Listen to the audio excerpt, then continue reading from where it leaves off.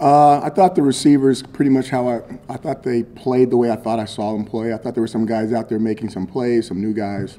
I thought there were some guys that did some good things and some bad things. And I thought Devin, for the most part, played a good game. I mean, he had the one drop, but when you go back to it, I think he had 3 or 4 catches. Did a fantastic job, not only on special teams, but blocking other things other than catching the football. So I thought he had a good game. How much of that jump ball in the end zone was on him, and how much of it was Eric? I'm not going to signal. I'm not going to point the finger at anybody on that. There's 2 responsibilities when the ball goes in the air. One is to make sure the ball is on the money by the quarterback. The second thing is to make sure the receiver tries to catch it. And those guys have to work together on that. Okay. Thanks. Other questions? Jeff? To stick with receivers, what does Sean Riley kind of specifically bring to the team that maybe some of the other receivers don't, or what does he kind of do to make some good? Sean's has a lot of experience. You know, he's been out there a long time. He's done a lot of things well for us. Now, he's one of our smaller guys, which means he needs to be able to separate and make things happen after he catches the football. He has to have fantastic effort in blocking because he's at such a disadvantage when it comes in the weight department compared to everybody else. But he needs to show up and separate and do things after he catches the football. Coach, it seems like just a couple of years ago before you got here, it would have been a foregone conclusion that Florida State would win this game, but it doesn't quite seem that way this year. What do you kind of attribute that to the culture you brought here, and what do you expect on Saturday? You know, I think that we're getting better. Florida State, you know, you get excited for a game like that, and you're like, hey, yeah, and we come off 2 big wins, and you go to the tape and you go, wow, these guys are good. They are really, really talented. They've got outstanding personnel, and they're good coaches. You know, Coach Taggart's done a nice job. He's really been on the rise. All the schools he's been at, and now he's at one of the top schools in the country, a school where you can win national championships consistently every 3 to 4 years. So they have fantastic talent. They have really good coaches, and it's going to be a really challenging task for us on Saturday. Coach Dakota, what's it been like for you personally balancing the role as coach and stepfather? You know, this is going to sound mean. I might have some people that may not like me for saying it. When you're wrapped in football, it's football season's football season, and anybody that's married into a football family or understands the workload that we put in and how much time we put in, you really don't have a lot of time to think about the really neat, cool stuff. I mean, you come to work, you come in early, you go home late, and you're pretty locked in on what's going on these games every week. And if you do a really good job, then you get an opportunity to work longer during the year and to do more and have more games. So we're really locked in. I don't look at it like that. When it's all said and done, and when the smoke clears, when it's all over, maybe we'll have a couple of pictures and we'll have some things that we can talk about for a long time. When you go home, is it a different dynamic than you have with other players? Do you get to spend more time discussing football, or when you're home, is it just? By the time I get home, he's normally asleep, and by the time when I leave, he's normally asleep. So he's like everyone else in the house. I really don't get a chance to see him. Matt? Coach, 117 points in 2 games. Is your offense where you want them to be? I think that we've done really well. You know, if we've done anything less, there'd be some questions. Now, the real test is we've got some guys that are bigger than us, some guys that are faster than us, definitely guys that were more highly recruited than us, than the guys that we're playing with. And now we're going to see where our development and find out exactly where we're at. Steven? Moved around some of the pieces in the offensive line, flipped the tackles and rotated the guards through. What have you seen just evaluating the first 2 weeks, and do you plan on locking guys in at a certain point? We're going to see. You know, I want to do whatever is best for the family. If it's best to keep moving them around, we will. If we think it's better to just lock them in, we will. I do think it's a really strong group. I think it's one of the strengths of our team, and our fronts on the offensive line, our defensive line, those are our strengths, and we have to keep them healthy. And we're deep enough there that we can play a lot of guys. So it's fortunate, and there's no reason for good players not to play. I understand you want to evaluate, and I'm sure there's a benefit in keeping 6 or 7 guys engaged, but is there any detriment, do you think, to moving guys around and not maybe having a 5 that are just used to playing in the same spots? I think that if you can play five and they play together, there's going to be some continuity. There's no doubt. The key is that when you talk about our 6th and 7th guys, I mean, those guys have played a lot of football too, so they've lined up next to those guys as well. So we may lose a little, but we think what we gain by keeping them fresh is an advantage compared to leaving them in there tired. Matt. Coach, talking to a lot of the players over the last few weeks, I've heard a lot of them say the word annihilate, and talking with Stephen A. Smith. Stephen A. What did that type of meeting with him how did that resonate with this team? It seems like that they really took that speech to heart. You know, he's a unique individual. I never had an opportunity to meet him. He's a very good friend of the athletic director, and the athletic director said, "Let him come in and speak to your team. He'll do a great job," and I trust him. So we brought him in. I met him for the first time about 30 minutes before the speech, and he seems very, very different than what he is on TV. Very, very intelligent, highly motivated in what he does and in his work, in his craft. And I think that's what really came out through the speech, is being motivated and being completely focused on exactly what you want to do and not really listening or care about what other people think of you, as long as you know you're doing it the right way and it's above board and you're getting the results that you want to get. So I think that was the thing that really shined through with him talking to the kids. Nate?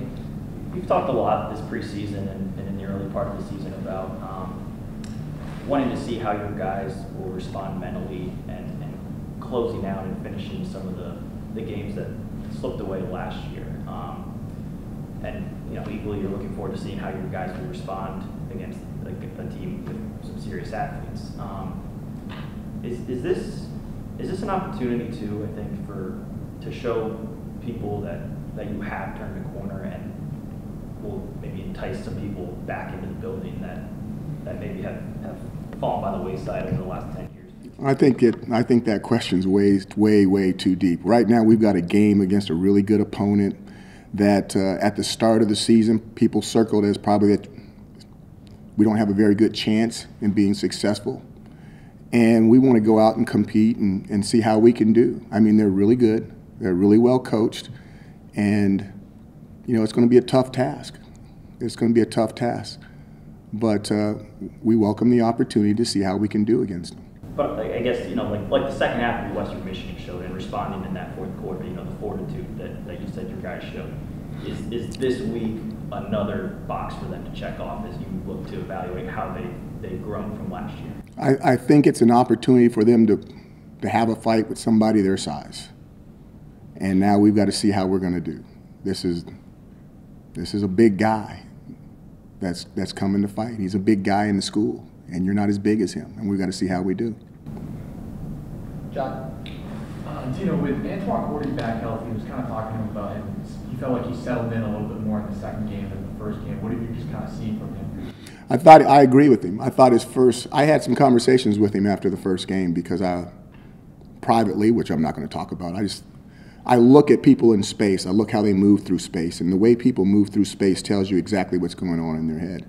And I had some conversations with him. I felt that he did a much better job moving through space the second game. You could see that he was a lot more comfortable and a lot more relaxed. And that's good because we need him relaxed, because when he's relaxed and he's comfortable, he's really, really talented. He goes from being a small guy that shouldn't be out there to a guy that all the short guys are rooting for because he's out there playing with the big dogs and he's getting the ball away from them. So we need him playing fearlessly, and I thought he did a much better job the second week. Anything specific that comes to mind when you talk about him looking more comfortable in the second game? I think if you just go back and look at him through space, you can tell. I mean, I'm not going to ID it for you guys, but if you go back and watch the games, I think it was really clear to me that he was a lot more comfortable the second game. Last two questions, Stephen and Matt. So I understand last year's Florida State game doesn't have a ton of bearing on this, but it's kind of an opportunity just to look back at it. And after Eric talked with Nate after the season, he said that he broke his foot in that game. Knowing that and seeing what he did, it's just kind of interesting to think of that performance. Like, what do you remember about that? And I'm sure you've seen guys play through injuries. How does that stack up in gutsiness that you've seen? Unbelievable. And it happened, what, the third, fourth, fifth play of the game. I mean, it happened really early. And we won a couple of series with Zach, and we didn't do terrible. I don't remember points, but I think the ball still moved a little bit. And then he came back in, and it was, I mean, I think he had a running play for 30 or 40 yards, another running play that was a good run, had some throws, the throws to Custis, the throw to Ish, took us back for that field goal attempt before, is it James? Was it the James, the guy that was in the first round and went to the Chargers before he blocked it? You know, it was just an unbelievable effort. And once again, just to go to show you how tough Eric Dungy is and how courageous he is and how fortunate we are to have an opportunity to watch him one more year. I mean, when this guy rolls out of here, there's going to be, what's the tall tales about him. Everybody's like, he didn't do that. And like, the heck he didn't. You can go back and Google it. I mean, he played an entire game with a broken foot and almost won the game. Was there a conversation where, you know, he asked to come back on the field? I'm sure like the medical guys had to clear him, but like, what do you remember about that moment where it's like, all right, we're putting this guy in? It's to me, I went to the medical people and said, are you guys sure? Because the last thing I want to do is hurt anyone. And they're like, no, he can't do anything. He can't hurt it anymore, blah, blah, blah. So I'm like, okay, well, we'll see. If you can do something, I'll leave you out there. If not, then I'm going to pull you back out. So they knew it was a break, right? You just got I don't know the answer to that one. Okay, they just knew it could, what had happened, and it wasn't going to get worse. Yeah. Okay, thank you. Okay. Last question, Matt. How much of a luxury is it to have somebody like Andre Sisco, who's given you so much production as a true freshman? Furthermore than that, I want to ask you about the special teams unit and how encouraged you are after seeing that kind of performance on Saturday. You know, Sisco, to have 3 interceptions in 2 years as a true freshman, that's really amazing. I'm kind of envious. I mean, I played back there 2 years. I didn't get a single interception. He's played 2 games, and he's averaging 1.5 a game. That could be a huge number by the time he's out of here. When it comes to special teams, I really believe that that might be the best unit on the entire football team right now. To have an opportunity to block a kick is unique in college football. And then to return it for a touchdown, I mean, that normally happens, if you're lucky, once every 2 seasons. I think it's once every 3 seasons here. It's the first time it's happened since on my watch here. You go back to what we've been doing in the punt return game, with Cordy, the kickoff return game, with Sean, and even the upbacks doing a nice job versus Western Michigan.